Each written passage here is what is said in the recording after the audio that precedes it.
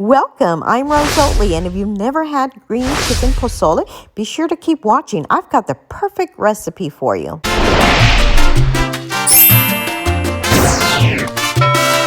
You're going to need a whole chicken. This one is about 6.5 ounces, but you can use any size you like. You want to start by removing the neck and any giblets that it may have inside. You can also cook these if you like, but today I'm just going to toss them out. I like to rinse my chicken to double check for more giblets. Be sure to check both orifices. You want to place your chicken in a large pot. Be sure to wash your hands and sanitize your area because we are dealing with poultry and we don't want salmonella. Fill your pot up with water just above the chicken.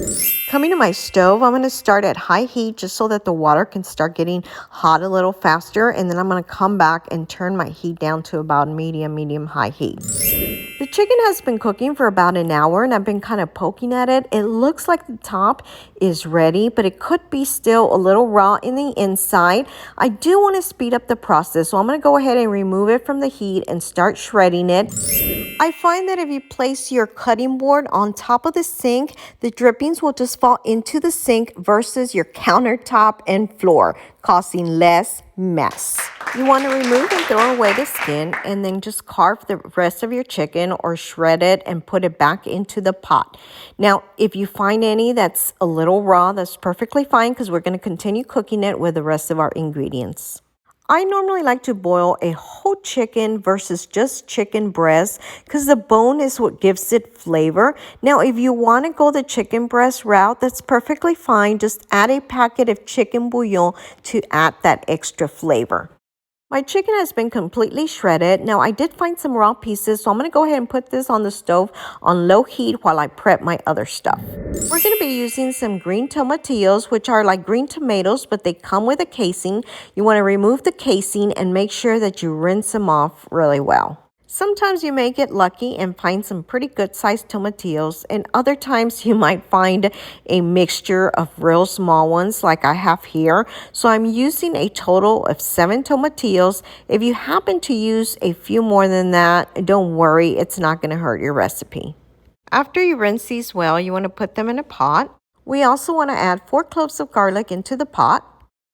Here I've got 2 serrano peppers fresh from my garden. I'm going to remove the stems and add them into my pot. You want to fill your pot with water and cook until your tomatoes are soft and mushy because we're going to be blending these later. While my tomatoes are cooking, we're going to start prepping some other veggies, starting with a medium-sized onion. We want to chop into smaller pieces. We're also going to be cutting and chopping a whole bush of cilantro. You want to cut the leafy part. Now, if you've never bought cilantro has a really nice fragrance, but it does look a lot like parsley. So be sure that you look at the tag before picking it out. You're also going to need a package of bacon. I usually like to use the Oscar Mayer center cut, but you can use any bacon you have. And we're going to be slicing this into smaller pieces. We're going to be cooking this in a pan, so I like to kind of separate it ahead of time. Everything's going to go pretty quick after this, so you want to have your blender ready ahead of time. I like using my Ninja with a smaller bowl. In the meantime, we're going to start cooking our bacon. Our tomatoes are coming along really nicely, but they are not done. You will notice them turning a different color, which is perfectly normal. We're going to cook our bacon for a few minutes, but don't cook it until it's crispy. We don't want any breakfast today. We just want it done. I've been cooking my bacon for a few minutes. Now we want to add our onions. I'm just going to saute my onions in here for about 2 to 3 minutes. All right, this looks pretty good now. So I'm going to stop, turn off my heat. Let's check on our tomatoes real quick. Once your tomatoes are nice and mushy and you're able to pierce them just like this, that means they're ready.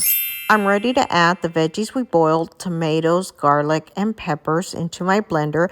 But before you do, make sure you don't discard the water because we're going to be using some of that water to blend everything together. For my serrano peppers, I ended up adding 1.5 of the ones that I boiled because I don't like my food too spicy. But now, if you like your food spicy, feel free to add anywhere between 2 and 3 serrano peppers.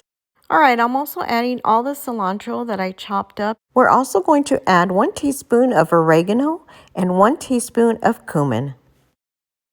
Now we're going to add a little bit of the water that we cooked it in so that it'll blend well. We're ready to crush and blend. And let's set this aside for now. One of our main ingredients is white hominy. You'll need two 30-ounce cans. You want to drain your hominy and then give it a quick rinse.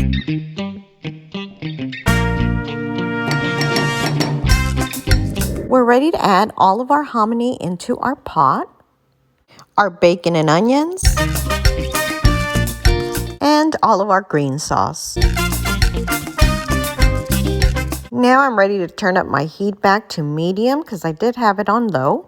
And we're going to add some salt. This is to your taste. Let's mix it so everything is blended well. Then we're going to continue cooking for 15 minutes. My pozole looks really good and it is done. So let's go ahead and turn off the heat and go heat up some tortillas. You can eat it with flour or corn tortillas. I like to roll mine up and dip it in the pozole and it is so good. Now let's talk toppings. For my toppings, I like to add a few of these tricolor tortilla strips on top.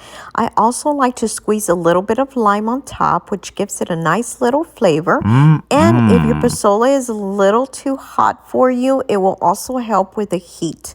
Now, you can even add some shredded cabbage and some radish. I really hope you give this a try. Don't forget to like and share with your friends. If you haven't already subscribed, please be sure to do so below or hit my little picture on the side.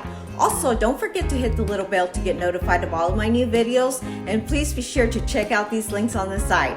Share with your friends. Thanks for watching and your support.